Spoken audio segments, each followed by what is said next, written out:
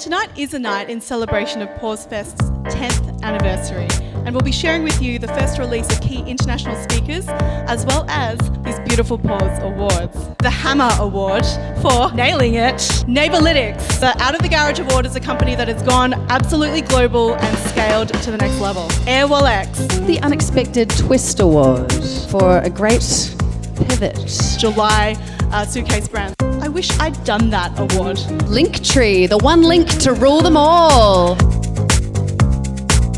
The people that come to PAWS are the people that actually care about the future and care about thinking differently and put value in pausing for 1 to 2 days to actually think about how they work, why they work, who they work with. PAWS has a lot of sort of tastemakers and people that are forward thinking with tech, and so we want to plug into that. We've met lots of really interesting people there, like 2-person companies through to 10,000 person companies there. You meet people working on all sorts of different things, different industries, different takes on things, but all trying to achieve a similar outcome. They're all trying to grow their business.